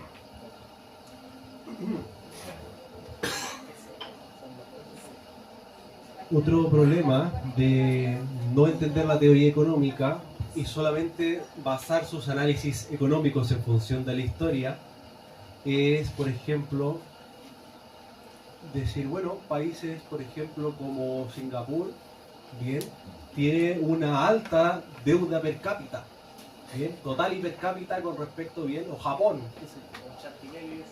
vale, el Chantinelli, Guido Costinelli se chanta de Argentina. Claro, y los otros dos le siguen todo, porque como no saben teoría económica dicen cualquier cosa. Entonces, ¿qué dice? Bueno, es que Singapur tiene un montón de deuda per cápita, vale, pero es que no es lo mismo que, por ejemplo, ¿quién de acá levante la mano? ¿Quién tiene un crédito hipotecario? ¿Cuántas veces, no quiero que me digan ni su sueldo ni lo que deben, cuántas veces excede su deuda a lo que ustedes ganan? Un montón, un montón. ¿Y por qué les dieron el crédito? Confianza. Más que nada. Confianza. Hombre, tienen que recuperar lo que ya habían prestado a las inmobiliarias para desarrollar el producto también. Es que una tendencia, por ejemplo, los bancos te dan crédito, en el caso mío, pedí 9 bancos y uno me dio. ¿Por qué se me dio? No lo sé. Porque otros 8 no lo dieron. ¿Y por qué ese sí? Siempre me pregunto. Porque evalúan el riesgo. Eso. Política de ellos, no lo sé. Vale, la tasa de interés depende de 3 cosas principalmente. Primero es la tasa de preferencia temporal, que es el stock de ahorro de la economía. Segundo es la prima por riesgo, que es en la que nos, por ejemplo, la tasa social de preferencia temporal está dada. Entonces, si todos vamos al banco, ese es el mínimo para todos. Pero luego a todos nos van a dar una tasa distinta. ¿Por qué? Porque todos tenemos prima por riesgo distinta. El que tiene 2 casas, por ejemplo, en la primera casa te prestan el 90%, en la segunda te pueden prestar el 90% o el 85% o el 80%, y en la tercera también se llega al 75% o 70%, y así sucesivamente. O si eres mal pagador, te sube la tasa porque la prima por riesgo también. Y el otro es la prima por pérdida esperada del poder adquisitivo del dinero, que es la inflación, la expectativa de inflación. Bien, entonces a lo que quiero llegar es que no es lo mismo que Singapur tenga una alta deuda per cápita que Argentina o que Venezuela, que tiene, hasta hace poco tenía más de 200% de deuda. Bien, pues así como Japón. Pero perdona, Singapur funciona como relojito a nivel mundial. Pues. Es uno de los países más seguros del mundo. Es uno de los países que tiene mucho capital. Pero tú me estás diciendo que Singapur tiene la deuda más grande de... No, Japón tiene la... Ah, ya. Sí, Singapur tiene una de las más altas per cápita. Es decir, el total de deuda por gente. ¿Por qué? Bueno, porque tiene activos que superan para responder. Tiene buena reputación, tiene confianza en los mercados internacionales. Bien, tiene activos que pueden, por ejemplo, los colaterales. Si yo tengo un auto, eso me suma a la hora de pedir un crédito. Versus si no tengo nada, como Argentina. Si tengo el Banco Central quebrado, no tengo activos, o sea, pasivos que superan los activos, soy un insolvente. Bien. Entonces la deuda, la dinámica de la deuda es insostenible, pero por ejemplo Japón tiene un activos, total de activos como colateral que superan un 10% total de su deuda. Entonces de vuelta, si yo no tengo teoría económica, sino no sé cómo funciona la cosa, no sé cómo se determina una tasa de interés, una prima por riesgo, por eso en el debate del bloque, bueno, explícame cómo se determina una tasa de interés. No me supo responder. No supo responder porque no sabe, porque si no, no diría esas pavadas. Bien. Hay que hacer un test de inteligencia y ahí yo creo que vamos a encontrar una respuesta.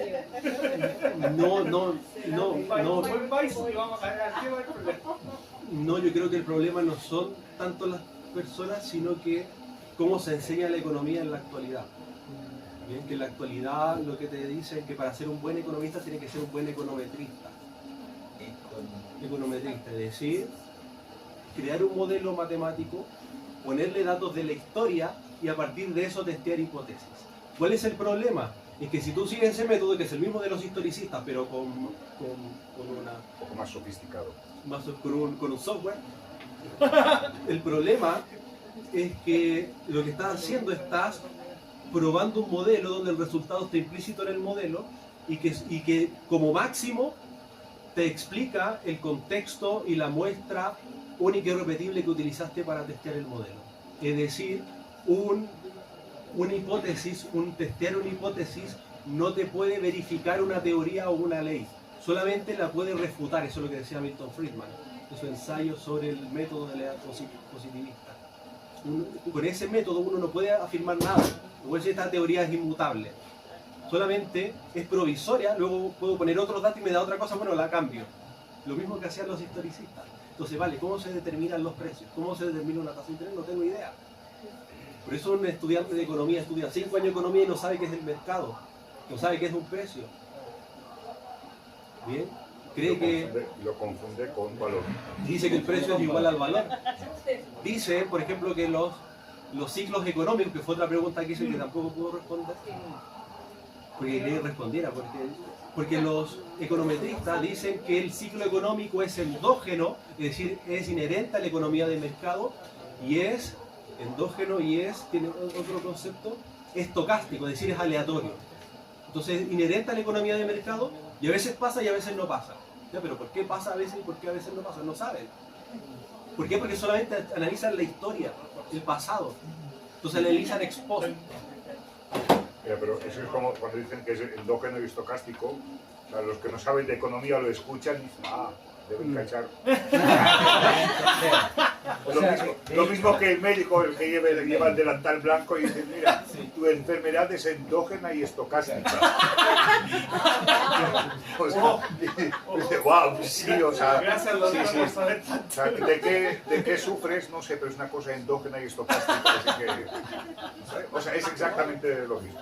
Entonces, por eso, por ejemplo, Singapur o Japón se pueden endeudar más sin estallar por los aires, versus Argentina, que con entre 60 y 80% de deuda como porcentaje del PIB estallan por los aires y son los mayores defaultadores de cereales, junto con Ecuador. Mira, yo en su época estudié un poco básicamente de economía, ¿ya?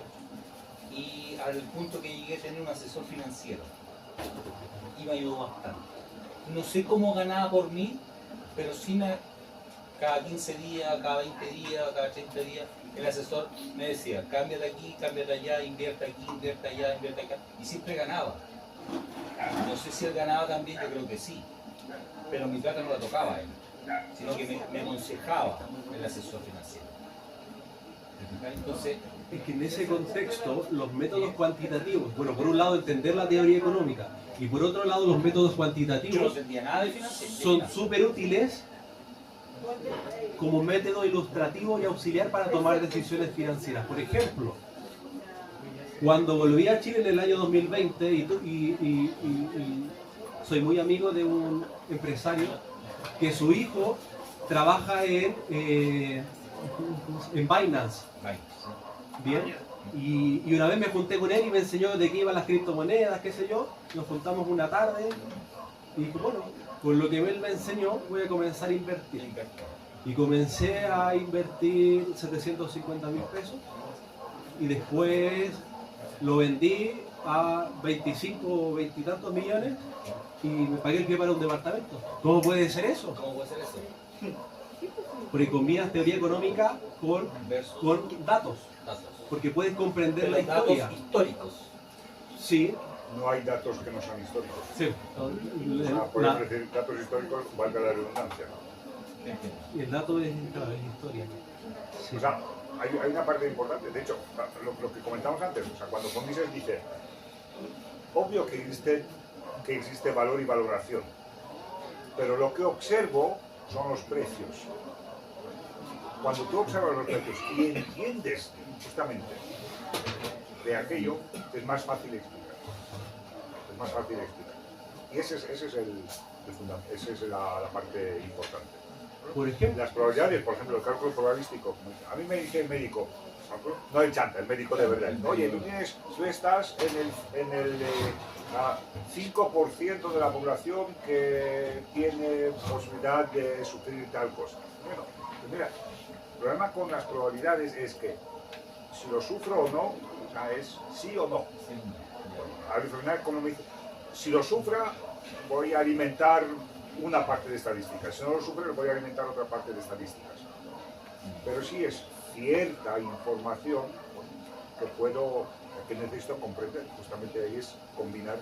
y depende de la perspicacia, porque la perspicacia empresarial quiere decir estar alerta a las oportunidades de beneficio. O sea, tú sabes que si, no sé, en un fondo grande de Estados Unidos van a aceptar criptomonedas, se va a disparar, entonces compro. Y luego, vale. Pero no eso no te asegura el éxito. Porque, por ejemplo, en esa misma charla Son probabilidades. había otro economista que sabe, de la escuela austríaca, que sabe toda la teoría, y compró y el precio cayó y le fue muy mal. Entonces, claro, te sirve mucho la teoría, de vuelta es una brújula los datos te ayudan para ilustrar la teoría, pero luego viene el tema de la perspicacia empresarial, saber cuándo actuar. No te asegura el éxito, pero te aumenta la probabilidad de no equivocarte. Bien. Vale, entonces terminamos con Menger, ahora vamos con von Baber. Von Baber fue un discípulo indirecto de Menger, profesor de la Universidad de Innsbruck, de Viena, publicó probablemente el... Una cosa de Menger. Vale. Solamente una cosa de Menger que de hecho luego von Mises lo cita y creo que es una parte importante hablando de lo que tocó Víctor también de los economistas. Menger solía repetir que uno de los trabajos de los economistas es explicar o mostrar las consecuencias no deseadas de las acciones emprendidas. Es decir, oye, yo hago esto para esto. Sí, ok, pero eso también tendrá esta consecuencia y esta consecuencia. Muy bien, cuando dices, mira, voy a tomar mucha bebida, mucha gaseosa, fenomenal, va a satisfacer la sed. ¿Sirve para satisfacer la sed? Sí, no lo niego. Oye, pero tiene también esta consecuencia y esta consecuencia y esta consecuencia. Es algo que luego, justamente, eso. Y Menger insistió en esto, precisamente también como un poquito la respuesta es, mira, no des recetas de cosas que no entiendes, porque cuando das recetas de cosas que no entiendes, es como dar un tratamiento a una enfermedad, ¿no? Y dice, oye, te doy tratamiento para tal cosa y te va a destrozar el hígado. Bueno, el economista, como el médico, tiene que ser consciente de ello, como un aporte de, o sea, para ver de dónde partía o de dónde se nutrieron los siguientes austríacos. O sea, daos cuenta de yo creo que, o sea, el salto que... Ellos no querían reformular o reformar la ciencia económica, ¿no? Eran economistas, decían, bueno, pues ese es el camino que vemos que nos acerca más a la realidad. Y esa es una de las cosas que debe hacer el economista. Oye, ¿cuáles son las consecuencias que tú no buscas ni lo consideras, pero tiene lo que vas a hacer? Es eso, como diciendo, no sé, conducir curado, o manejar curado. Y bueno, puede tener, a lo mejor no las tiene, pero a otras veces que sí va a tener ciertas alta la consecuencias. probabilidad. Por ejemplo, o algunas veces cuando necesariamente se va a generar eso.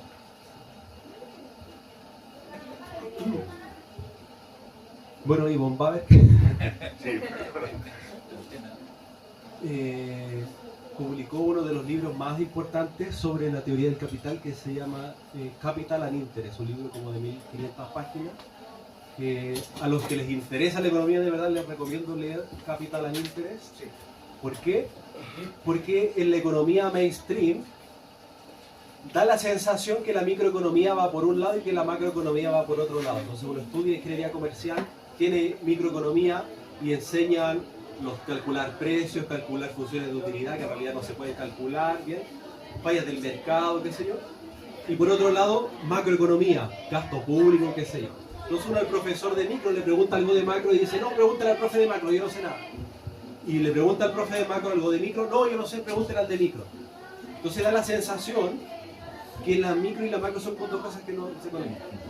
Von Baber, su gran contribución con Capital and Interest, que ya construyendo sobre Menger, es que la teoría del capital es el puente abstracto entre la micro y la macro. ¿Qué quiere decir eso? Que todas nuestras decisiones, todas nuestras acciones humanas, desde que nos levantamos hasta que nos acostamos, tienen consecuencias, como decía Radek, no intencionadas. Por ejemplo, determinan el nivel de consumo de la economía, el nivel de inversión, el nivel de ahorro, el nivel de empleo, etc. Todas nuestras acciones tienen consecuencias. Si todos vamos el día de mañana a comprar hamburguesas del McDonald's, bueno, el precio de la hamburguesa va a subir.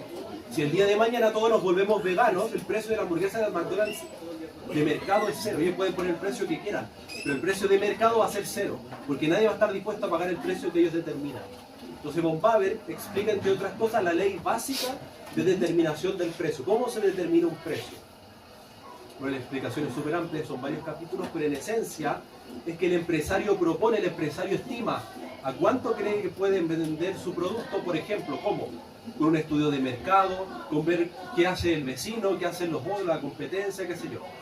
Estima a cuánto cree que puede vender su producto y en base a esa estimación, si cree que sus beneficios van a superar sus costos, que puede ser el arriendo del local, los trabajadores, qué sé yo, comienza a demandar factores de producción. Entonces, arrienda el local, contrata a 2 trabajadores, hace contratos con determinados proveedores, ¿bien? Porque en su estimación cree que va a tener beneficio, pero aún no comienza a vender. Nadie la ha comprado aún, es una estimación. Viene a través de la historia, qué sé yo, de la teoría. Luego se lanza a vender y el que determina si estimó bien o estimó mal es el prójimo, con su valoración subjetiva. A ver si lo que me ofrece este señor es útil para mí, para yo alcanzar mis fines o no. Si es útil va a tener demanda, si es inútil no va a tener. Bien. Entonces el precio de mercado finalmente, en una economía de mercado, es decir, donde los intercambios son voluntarios, y porque en una sociedad de castas, por ejemplo, no sé, el siglo XVIII, siglo XIX, era el Estado que decía, tú vas a controlar la industria de, no sé, del tomate, tú vas a controlar la industria textil, y así era monopolio, entonces podían fijar el precio que querían, los salarios. Pero en una economía de mercado, donde la única forma de prosperar es dirigir nuestra inteligencia a resolver problemas del prójimo, el precio se determina principalmente por la demanda, que era lo que decía Radek, bien la importancia de la demanda del prójimo, considerando útil lo que alguien ofrece o no. Y eso aplica para todo, no solamente la gracia de la economía como ciencia de la acción humana, y que todo esto que estamos hablando aplica tanto para transacciones con dinero, en el mercado con dinero, como en las relaciones de pareja, como en las relaciones de amigos. Bien, si no estoy continuamente satisfaciendo continuamente a mi esposa, me va a dar una patada en el trasero y hasta ahí va a llegar la relación. Va a dormir al sillón, ¿no? Va a dormir al sillón. Bien. No tengo sillón. Del auto, qué sé yo. Lo mismo, si no estoy continuamente cultivando mi amistad, bueno, se va a perder esa amistad. Entonces la economía como acción humana se aplica para todo, incluso para buscar pareja. ¿Quién vende mejor? ¿Cómo? También para buscar pareja, ¿quién se vende mejor? No. ¿Es un mercado? Sí, también. Ah, mira, es que ese es el punto. Que, de hecho, el gran debate que luego surgió después de esta coincidencia, bueno, ¿y cuál es el...? O sea, ¿y hay una diferencia en el comportamiento que es económico y que no es económico? Porque a eso luego lo tomamos, y Mises también luego insiste en esto, pero yo estoy adelantando como forjando, pero es para honrar al señor que está en la imagen. O sea, hay una parte del comportamiento que es económico y otro que no es económico, y normalmente lo primero que respondemos hoy en día es, bueno, el que tiene que ver con la plata es económico, el que no tiene que ver con la plata no es económico. Entonces podríamos decir, no, pero tú quieres ponerle precio a cada cosa, etcétera, es como llevarlo. Dice, no, compadre, perdón. Cuando haces algo, para hacer cualquier cosa, que es un fin, cualquier cosa, asigna ciertos medios. Y como al escoger hacer algo en un momento, a la vez rechazas hacer otras cosas en este mismo momento, ese es el mecanismo que está detrás de cada acción. Esté dinero por medio o no esté dinero por medio. Es más, el dinero surge precisamente para facilitar esa parte de la base. No sé si eso queda más claro, pero como diciendo, entonces, ¿cuál es el comportamiento económico, comportamiento no económico? Porque cuando dicen, mira, vamos a poner una raya, el que tiene que ver con el dinero es económico, el que no tiene que ver con el dinero no es económico. Ya, ¿y el dinero cómo surgió? O sea, es que el dinero surge precisamente como consecuencia de la acción. Por eso hablaba Víctor, recordando justamente que lo que podemos explicar más detalle en otra ocasión. O sea, el dinero como una institución que surge de forma espontánea. El dinero, no los billetes, o sea, no de lo que sea el dinero, ¿de acuerdo? No sé si aquí estaba yo cuando podía, porque en un país comunista no teníamos muchos dibujos animados de fuera, ¿no? Del maldito occidente, pero los Flintstones, los picapiedra, ¿no? Los Flintstones, ¿de acuerdo? No sé si habéis visto, o sea, como las ruedas así gigantescas de oro o de plata, era como, bueno, el dinero, o sea, el dinero que habrán tenido esto. Cosas que servían como dinero y eso se conoce. Entonces, cuando dices, bueno, lo económico empezó cuando empezó a existir dinero, y es ahí donde pongo la diferencia, no, es que este surge como la parte de la acción. Por eso, estoy diciendo, todas estas partes de qué tanto valor le doy, es decir, qué tanto creo que me sirve para alcanzar lo que más valoro, y lo que más valoro es lo que hago, o lo que quiero alcanzar, sabiendo que otras cosas que dejo necesariamente tengo que valorar menos, por lo menos en este momento. Puedo equivocarme. Pero ese era como el problema que surgió justamente, y ese es donde justamente los austríacos dan, o sea, lo empujan muy fuertemente a esto. No puedes poner arbitrariamente una separación en una cosa u otra, porque es arbitrario. De cuando, por ejemplo, no sé, cuando dices, ¿cuándo es un vuelvo al ejemplo de los hijos? Dices, esto es una necesidad, esto es un capricho. Habrá veces que dices, o sea, ¿cómo lo separas? No, eso es porque lo digo yo, porque soy tu padre y lo digo yo.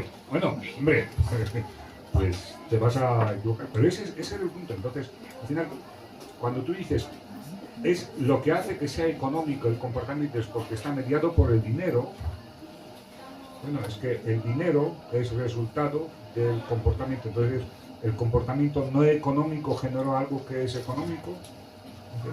¿Por qué? Porque lo estableciste tú. Pues es como, vuelvo a eso, es apasionante justamente en economía, en comprenderlo, y oye, que viene de la acción de las personas. Esa es la base.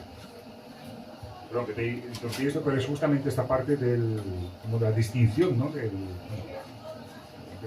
Podemos hacer la ciencia económica, entonces ¿de qué nos ocupamos? De las bases de la acción humana. De ahí surge lo que son todos los conceptos de tipo de interés, de preferencia temporal, o sea, todos esos elementos son consecuencias de muchos elementos, y entre otros el gran desconocido que los austríacos empujan mucho es el tema de la importancia del conocimiento. ¿Qué es eso? Oye, ¿y el tipo de interés por qué puede cambiar? ¿Por qué? ¿O el riesgo? ¿Qué es? No, es que asume mucho riesgo. Defíneme el riesgo. O sea, no podemos tirar palabras así porque suenan técnicas como endógeno y estocástico, porque suena muy técnico y ya con eso hemos explicado. Pero recomiendo que leáis, hay un diálogo de Platón que se llama Ion mayor. Entonces, Ion era un cantor, no, que recitaba poemas de Homero. Y decía, bueno, como yo soy el que mejor recita los poemas de Homero, yo soy el que más sabe de Homero. Y como Homero habla de muchas cosas, habla de la guerra, habla de la paz, yo soy el que más sabe de todas estas cosas. Diciendo, oye, te has dado un par de saltos mortales. Lo proclamó. Sí. Platón, los diálogos de Platón son bastante antiguos. Es como hoy en día hay mucha gente que tira hacia allá. Oye, yo he hecho un curso de un semestre, damos alusión a Keynes, he hecho un curso de semestre, un curso de un semestre de economía. Yo soy el que más sabe de economía porque lo voy a ir estudiando. Algo que los austríacos no tuvieron esta pretensión. Vamos a reformular, ¿no? De hecho, la economía austríaca, cuando se les llamaba austríacos, era de forma despectiva. Como decía Víctor, es que el centro importante era Alemania. Esos austríacos. Como si dijéramos ahora, yo soy polaco también. Los polacos, es polaco viviendo en Chile, así hablando. Bueno, alguien quiere decir, está abierto, luego conversamos, que converse conmigo cara a cara. Y de hecho es tanto lo que dice Radek, tanto así, que otra de las contribuciones de Bombaver es el tema de cómo se determina la tasa de interés. Y hablamos que tenía en términos generales tres componentes: la preferencia temporal, la prima por riesgo y la expectativa por inflación. Entonces, ¿por qué los keynesianos creen que la tasa de interés depende de la preferencia por la liquidez, es decir, por la preferencia de mantener dinero? ¿Por qué los economistas de la Escuela de Chicago creen que la tasa de interés se determina por la productividad marginal del capital? Es una cosa absurda. Los austríacos dicen, no, la tasa de interés es incluso antes del dinero, como decía Radek. La tasa de interés es antes del dinero, ¿por qué? Porque todos los seres humanos, por el hecho de serlo, cada vez que actuamos estamos decidiendo entre alcanzar un fin hoy o en el futuro, que puede ser mañana o más adelante. Todos los días, cuando actuamos para alcanzar un fin hoy o más en el futuro. Es decir, tenemos preferencias temporales distintas y que para nosotros mismos va cambiando según nuestro fin que queremos conseguir. Bien, entonces algunos son más, ¿cómo se dice? Más impacientes y quieren resolver problemas todos hoy, y otros son más pacientes, quieren alcanzar fines más elevados que creen que le pueden tener mayor retorno, pero que necesitan mayor tiempo de maduración. Bien, entonces esa es la preferencia temporal que surge incluso sin dinero. Pero ahora le incluimos, entonces eso ya elimina la teoría de la preferencia de la liquidez y la productividad marginal del capital, porque eso es con dinero. Pero ahora incluyamos el dinero, ¿vale? Entonces, ¿cómo serían las preferencias temporales con dinero? Consumir hoy o consumir mañana. Si consumo hoy, consumo bienes de consumo. Si consumo mañana es ahorro. Ahorro, inversión, bienes de capital.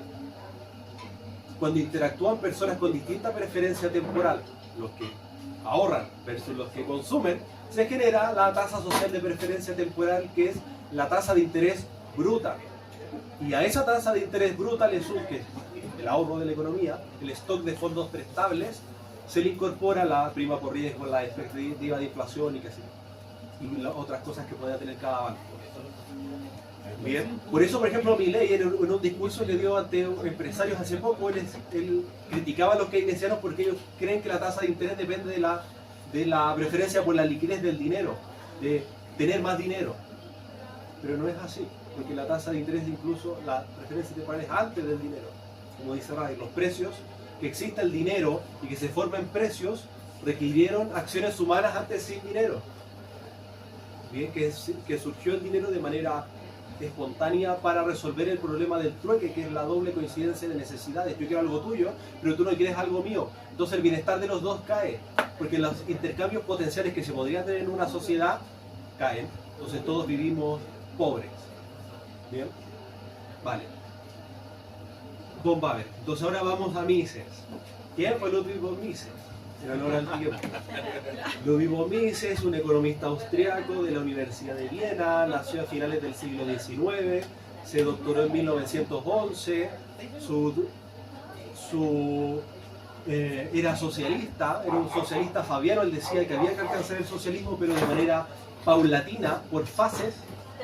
Bien, leyó gradualmente, leyó los principios de economía de Karl Menger y dejó de ser socialista porque entendió cómo funcionaba la economía, el tema de los bienes de capital y que las instituciones no son diseñadas sino que son evolutivas, como el dinero, los precios. ¿Qué pasa si manipulan los precios? Entonces, Mises en 1911 publica su primer libro que se llama La teoría del dinero y el crédito. Es lo que me había dicho otra vez que contar. Ese libro es muy bonito porque incluye o construye sobre la teoría del dinero de Menger como proceso evolutivo, incluye la teoría de la preferencia temporal de Menger con la teoría del capital de von Baber y explicando cuáles son las consecuencias a nivel macroeconómico de decisiones microeconómicas de nosotros tomando decisiones. Cómo nuestras decisiones individuales tienen consecuencias a nivel social, a nivel macroeconómico. Por eso son dos caras de la misma moneda. No puedo entender la macro sin la micro. Bien. Si solamente me quedo en la macro, caigo en el error como los keynesianos o los economistas de Chicago. Dice, bueno, si tomamos la fórmula del PIB, que es PIB es igual a consumo más inversión más gasto público, si queremos que el PIB suba, que haya crecimiento económico hoy, es muy fácil, hay que gastar. Que el gobierno gaste más y que ese gasto dé, por ejemplo, bonos a las familias para que consuman más y más subsidios a las empresas para que gasten más. Y eso te diría un keynesiano. Entonces, de vuelta, como dijimos al comienzo, algunas personas, como los del debate, decían que la evidencia muestra que los países que más gastan son los que más crecen. Pero ya dijimos que eso había que buscar solo un contraejemplo para refutar eso, porque no puedes crear leyes de la historia o teorías de la historia. Entonces, no sé, si uno no sabe la teoría económica, dice, vale, entonces cuando se gasta más y la fórmula del PIB te lo confirma, aumenta el PIB, crecimiento económico. Pero cuando uno tiene la teoría económica, que son las gafas para comprender o interpretar la realidad, dice, bueno, pero hay dos formas de crecer básicamente. Está el crecimiento económico sostenido, es insostenible. El crecimiento insostenible es cuando estoy forzando que la gente gaste bien en cosas que no son realmente rentables. Que finalmente esa descoordinación intertemporal es lo que genera los ciclos económicos. Otra cosa es que si uno no tiene la teoría no lo entiende. Por ejemplo, dijimos la tasa de interés se determina por la preferencia temporal, por la oferta de fondos prestables a disposición de la gente que quiere pedir prestado. ¿Qué quiere decir eso? Que si, supongamos que la gente ahorra más hoy, bien, la gente ahorra más hoy, aumenta la oferta de fondos prestables en la economía y la tasa de interés tiende a caer. Ceteris paribus, mantenemos igual la prima por riesgo y la expectativa de inflación. Hay más oferta de fondos prestables. ¿Y qué pasa si hay más tomates de lo que la gente cree? El precio de los tomates cae. Si hay más fondos prestables que la demanda, la tasa de interés cae. Entonces más gente puede pedir prestado a condiciones más razonables, más favorables. Más gente puede pedir un crédito de hipotecario, de consumo, con menor renta que te exigen y menor tasa de interés. Ahora van a caer las tasas de hipotecario porque son a 40 años. ¿No? Sí, pero de manera insostenible. Ya lo vamos a ver. Vale. Entonces la gente ahorró más hoy, o sea, pospuso consumo presente por consumo futuro y como consecuencia bajó la tasa. ¿Cuál es la señal que le das al empresario? Si bajó la tasa de interés, proyectos empresariales que antes no eran rentables ahora lo son. ¿Cuáles son los proyectos que necesitan condiciones financieras favorables para que sean rentables o de largo plazo? Bien, porque solamente si las condiciones financieras son favorables, estoy dispuesto a correr riesgo para invertir para el largo plazo. Por ejemplo, tecnología, maquinaria, qué sé yo. Inteligencia artificial, robots. Vale. Entonces estas empresas comienzan a ejecutar estos proyectos, crear edificios en Ñuñoa, por ejemplo. Entonces comienzan a ejecutar los proyectos en la medida de que comienzan a madurar y a salir al mercado, se convalidan con la demanda, que es cuando, o sea, se convalidan con el consumo, que la gente pospuso consumo hoy para consumir más mañana. ¿Bien? Coordinación intertemporal. Pero ¿qué pasa si el gobierno dice, bueno, las tasas están muy altas, las vamos a bajar? ¿Qué pasa? No ha cambiado la oferta de fondos prestables, la gente no ha ahorrado más, no pospuso consumo presente para consumir más mañana.